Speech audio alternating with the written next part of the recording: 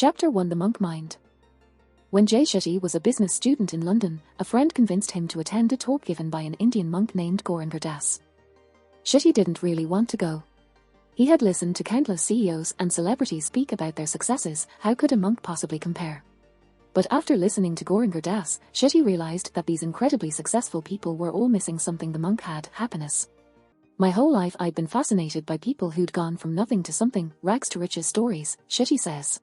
For the first time, he learned from someone who'd taken the opposite approach, but seemed happier than anyone Shetty had ever met. In today's world, happiness is incredibly elusive. We're bombarded with ideas of what we should be, causing us to focus on external goals like wealth or attractiveness. This makes us seek more and more, a circuit that leads to frustration, disillusion, dissatisfaction, unhappiness, and exhaustion, Shetty says. How can we find happiness internally in a world that asks us to pursue it externally? After his initial interaction with a monk, Shetty felt that monks might offer the key to living a more meaningful life. He joined an ashram in Mumbai to learn more. Scientific studies following monks over the last few decades corroborate Shetty's initial instincts about their happiness. Happiness, as well as attention, memory, and learning, is associated with gamma waves, a type of brain wave. Researchers dubbed one Buddhist monk the world's happiest man after his brain scans revealed the highest levels of gamma waves ever recorded. Through his own training, Shetty learned how to embrace solitude, avoid criticism, and move past pain and anxiety to live a more meaningful life. Now a retired monk, Shetty wrote Think Like a Monk to demonstrate that a monk mentality is something anyone can adopt. But what exactly is a monk mentality? To explain, Shetty juxtaposes it to the ancient Buddhist concept of the monkey mind. A monkey mind switches from thought to thought, challenge to challenge, and thus never solves any real problems. The monk mindset, meanwhile, focuses on real values. This mindset can help us clarify what matters and pick a direction toward fulfillment. In the coming chapters, you'll discover tangible steps to follow in order to adopt a monk mentality. The first step is to investigate what external influences we're currently letting control us. We'll explore that next. Chapter 2: Identity. While at the monastery, Shetty's instructor once had him approach a dirty mirror covered in dust and describe what he could see. Through the thick layer of dust, I can't even see my reflection, Shetty told the senior monk. The senior monk explained that our identity is like the mirror. Upon first glance, it's difficult to see beyond the dust to who we really are. The dust refers to all of the external things we let influence our identity, like values we've absorbed that we may not necessarily agree with. Shetty defines values as the principles that are most important to us and that we feel should guide us, who we want to be, how we treat ourselves and others. These can include concepts like freedom, equality, compassion, and honesty.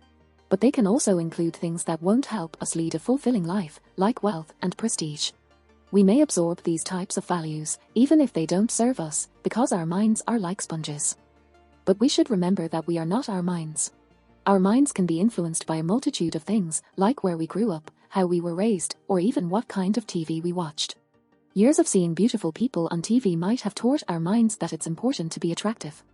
But that doesn't mean we need to live by this value. Shetty, for example, was always wary of becoming a monk. He thought he should do something practical, like go into business. Eventually, he realized this worry stemmed from external pressure and fears of what his friends and family might think, not from himself. Thus Shetty argues, the only way to build a meaningful life is to filter out that noise and look within. We need to distinguish the values we actually believe in from the ones we've unknowingly absorbed from our environments. Shetty offers an exercise to look at your current values, consider where you got them from, and decide if they are actually serving you. To start the exercise, think back to how you spent your time with your parents. Ask yourself, what did they tell me was most important, and did it match what mattered most to them? Think about your conversations with friends or the kinds of movies you watch. Do they reflect your real values or revolve around gossip and criticism? Now, list all of your values and where you think they came from.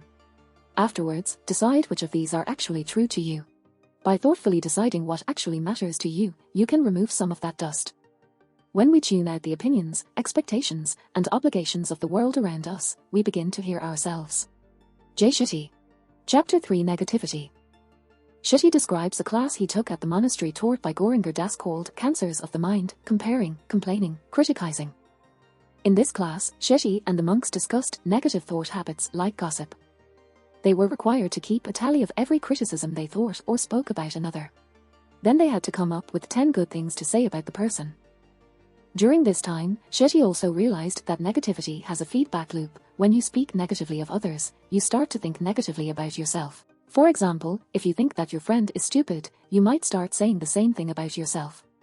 If instead you speak positively of others, you'll start to think more positively about yourself.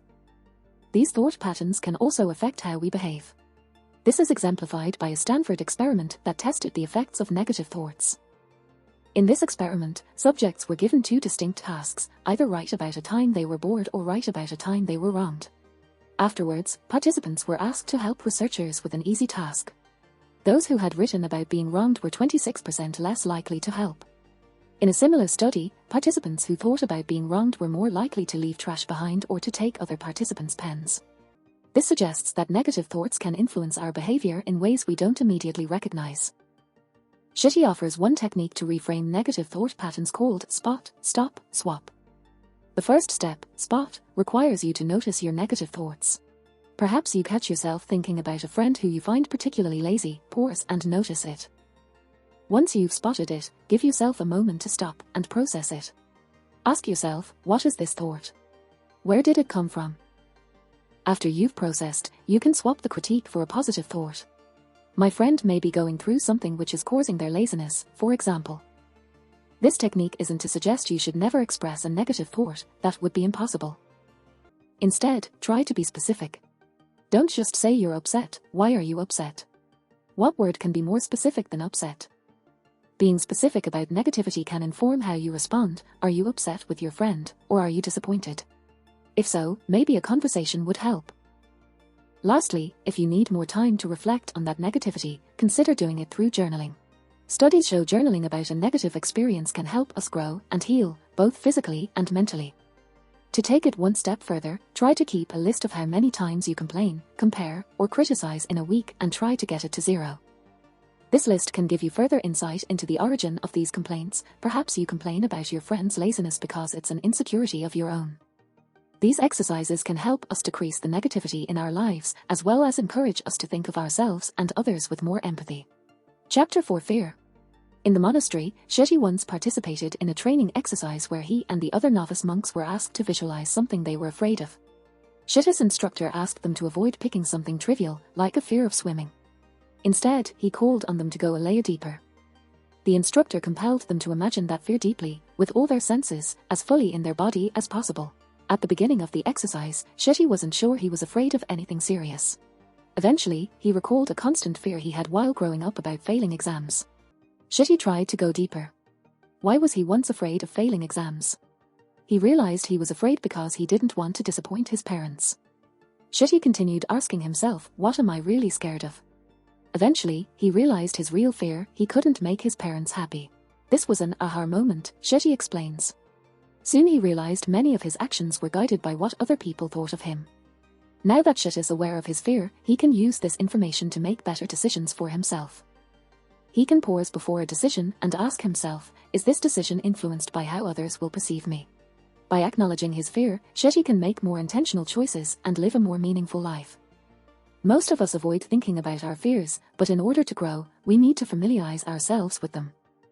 If we learn how to recognize what fear can teach us about ourselves and what we value, then we can use it as a tool to obtain greater meaning, purpose, and fulfillment in our lives. Jay Shetty. To familiarize yourself with your fear, you need to recognize situations in which it consistently arises. Think of that feeling of fear and ask it, with kindness, when do I feel you? Maybe your fear comes out when you're doing something, like making a presentation at work. Perhaps it arises when you're not doing something, like if you avoid dating because you fear rejection. After you recognize your fear and familiarize yourself with its origin, you can detach from it. Shetty argues that at its core, all our fears are about attachment. We struggle to let go of the things we can't control. Recognizing that you can't control everything can help you situate your fear as something external to you. In fact, Shetty encourages us to refer to fear as something external. You might say you're feeling afraid, not that you are afraid, for example. When we recognize that our fears are external to us and we can detach from them, we can make independent, mindful decisions. Chapter 5: Routine. What's the first thing you did this morning? Odds are you probably looked at your phone. Nearly a quarter of us reach for our phones within a minute of waking up, and over half of us check our messages within 10 minutes, Shetty reports. Habits like these can negatively impact us in ways we don't realize. Checking your phone early in the morning can flood your mind with stressful information. How can we rework our routines to help us advance our goals, increase our happiness, and reduce our stress? At the monastery, Shetty was required to wake up at 4 a.m. every morning to pray. He wouldn't speak to anyone but would instead listen to the birds and start his day calmly. Although you might not go to the lengths monks do, there are a few guidelines you can follow to improve your morning and evening routines. Shetty's first suggestion is to wake up earlier. You might think, I'm not a morning person, I can't wake up earlier. But it's important to start your day off on the right foot. The energy and mood of the morning carries through the day, Shetty says. To nudge yourself closer to an earlier wake-up, Shetty suggests first trying to wake up 15 minutes earlier. Then, after 1 week, wake up another 15 minutes earlier. Within 2 weeks, you'll have 30 minutes more a day to nourish yourself. Now that you have some extra time, how can you use it? Shetty offers a useful acronym for activities that don't involve looking at your phone. These activities will help you start your day in a more relaxed, mindful, and positive state. If you're still not convinced waking up early is feasible for you, it may have to do with your current nighttime routine. Maybe after a long day the last thing you want to do is worry about waking up early, you just want to put on Netflix and fall asleep by midnight. But habits like these can cause us to waste crucial restorative sleeping time. For example, humans rely on an important hormone called human growth hormone, HGH, 75% of which is released while we sleep. HGH helps us grow and repair new cells, benefits our metabolism, and may increase our lifespan. The largest portion of HGH is released from 10 p.m. to midnight, so if you're awake during those hours you're missing the biggest burst of this hormone. Additionally, similar to the morning routine, what you do at night will set the tone for your next day. Thus before bed, Shetty suggests writing out the first things you want to achieve in the morning, like meditating and then making your bed. By deciding what you want to do with your morning beforehand, you save yourself the time of making trivial decisions the next day. Chapter 6: The Mind. When was the last time you spoke down to yourself? Maybe you had a goal in mind you fell short of, and couldn't stop thinking, I'm not good enough, or of course I failed. When we fall into these negative thought patterns about ourselves, they can be difficult to control. How can we help control our thoughts about ourselves and live more positively? A senior monk at the monastery once told Shetty a traditional Cherokee story to demonstrate this constant battle. In the story, an elder explains to his grandson that in each of us there are two wolves. One represents anger, envy, greed, fear, lies, insecurity, and ego. The other represents peace, love, compassion, kindness, humility, and positivity. The elder explains that whichever wolf you feed is the one that will win the battle. Which wolf gets fed is dependent on what we do with our time, who we hang out with, what we read, and what we focus on. To ensure we're feeding the right wolf and living more positively, we need to change how we currently understand the mind. To understand our mind, we should first acknowledge that our mind may think things we can't control. This constant battle is totally normal, and we should try to view it as external to us. A simple way to view your mind as external is through meditation. Meditation will give you space to notice your thoughts without judgment. As you meditate, it's important to note that you're not trying to silence your mind. Your goal is to observe your mind so you can better understand what might be triggering any negative thoughts or behavior. Another helpful exercise to pinpoint these triggering thoughts is called Wake Up the Subconscious. For this exercise, write down some of the thoughts you have regularly. Shetty calls these a noise. Don't list problems but rather negative, self-defeating thoughts like, you'll never find love, or you're not good enough. Once you're aware of these negative thoughts, Shetty offers a simple tactic to tackle them: talk to these negative thoughts. When your mind says, I can't do this, say out loud, yes, I can. Try to vocalize the positives. For example, if you yell at yourself for having skipped a day of exercise, say out loud that you're proud of the 6 days you did exercise. Shetty says that in addition to highlighting growth, you should also try to reframe your unwanted thoughts in a more positive direction. The main ideas, Chapter 6.